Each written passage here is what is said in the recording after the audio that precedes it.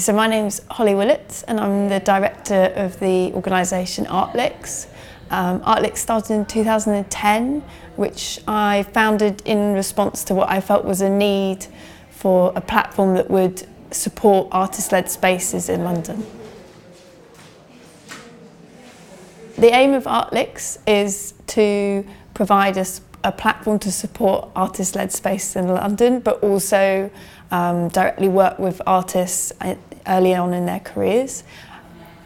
Having said that, ArtLix was first started as a London-based organisation, but I am now trying to expand and work with projects across the country, so it's hopefully a sort of more wider reaching project now.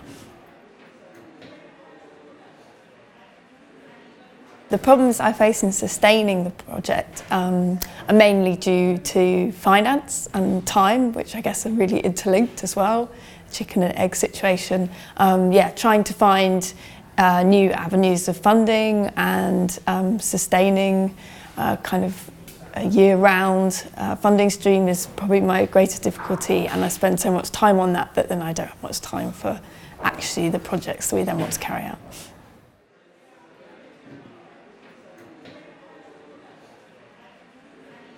When thinking about cultural inequality, specifically in London, as that's what we're talking about today, I think that the art industry is one of the industries that is actually addressing the problems of inequality in London.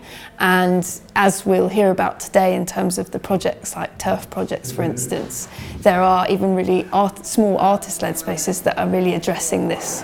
And I think that we could take quite a lot of inspiration from that, and other industries could also take inspiration from that.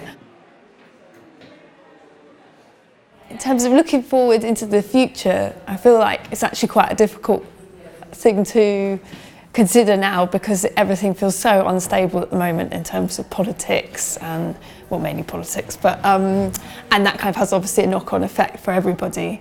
So I guess I'm looking forward to actually having a more stable sort of political landscape in the future, hopefully, and being able to actually focus more on work, because I think